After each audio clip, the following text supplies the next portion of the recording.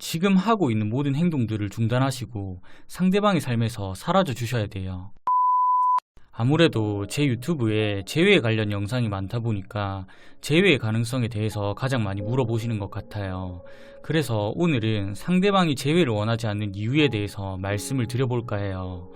우선 내가 상대방에게 이별을 통보했든 상대방이 나에게 이별을 통보했든 누가 먼저 이별을 통보했냐가 중요한 게 아니라 나는 재회를 간절히 원하고 있지만 상대방은 나와의 재회를 원하지 않는 현재의 상황이 가장 중요하다고 생각을 해요. 상대방이 여러분과의 재회를 원하지 않는 이유는 제 개인적인 주관으로는 정말 간단해요.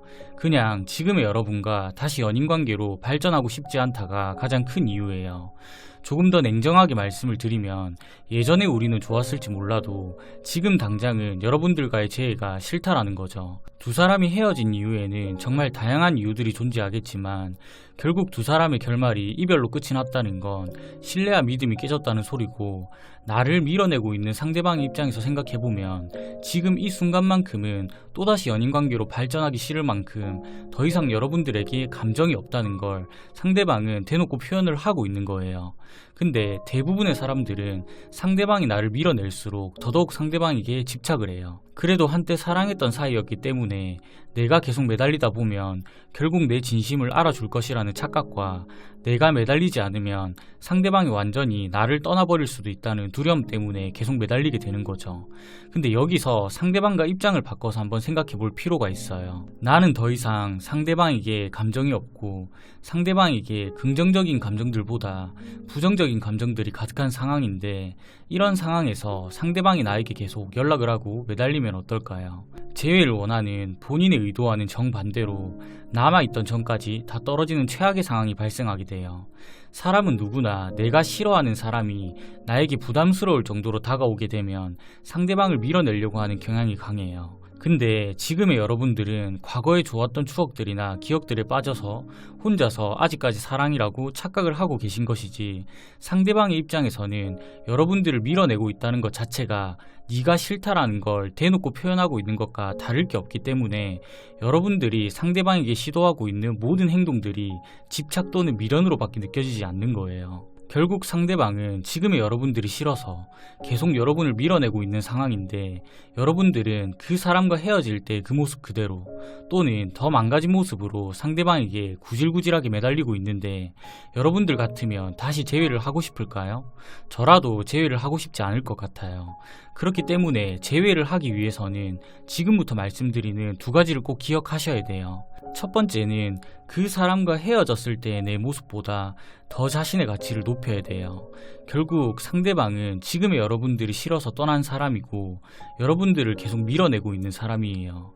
그렇기 때문에 그 사람의 기억에 남아있는 마지막 내 모습으로 평생 울고불고 매달려봤자 상대방은 돌아오지 않을 확률이 높아요. 만약 예전보다 더 망가진 상태라면 재회의 가능성은 더 낮아지겠죠. 행여나 이런 상황에서 재회를 하더라도 결국 아무런 변화도 없이 재회가 이루어졌기 때문에 또다시 같은 문제들로 인해서 헤어지게 될 확률이 높아요.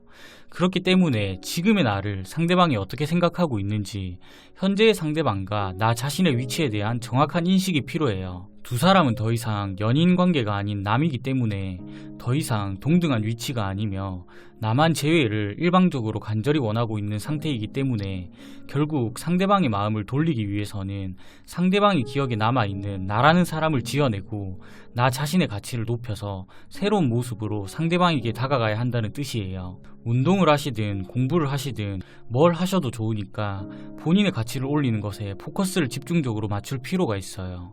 두 번째는 그 사람과의 모든 연결고리를 끊어내야 돼요. 지금의 여러분들이 그 사람과의 재회를 원하고 보고 싶고 그리워하는 감정은 누가 시켜서 만들어지는 감정들이 아닌 그 사람과의 좋은 추억들이나 기억들 때문에 자연스럽게 만들어지는 감정이라고 생각을 해요. 근데 이런 추억들과 기억들은 나 혼자 만든 것이 아니라 두 사람이 같이 만든 것이기 때문에 분명히 상대방도 한 번쯤은 내 빈자리에 대해서 생각할 수 있는 타이밍이 있다는 거예요. 이 타이밍을 만들기 위해서는 내가 상대방의 삶에서 완벽하게 사라져야 돼요.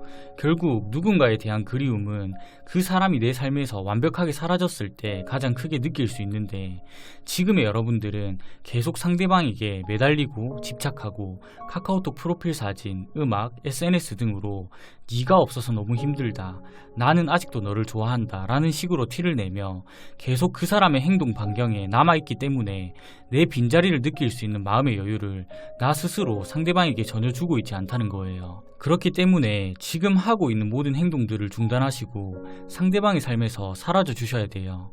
아마 여기서 이런 생각을 하시는 분들이 계실 거예요.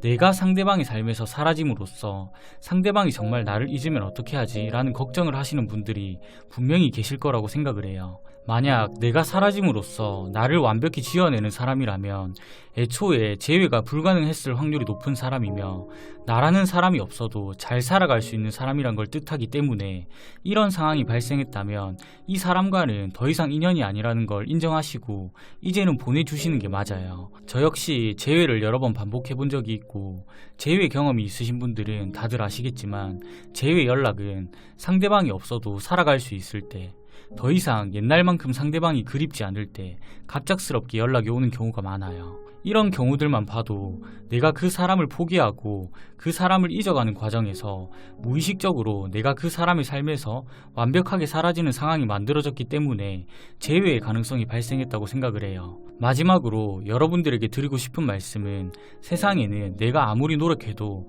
이어질 수 없는 인연도 존재한다는 걸 꼭 기억해 주셨으면 좋겠어요. 부디 오늘의 제 영상이 여러분들에게 조금이나마 도움이 되셨으면 좋겠습니다.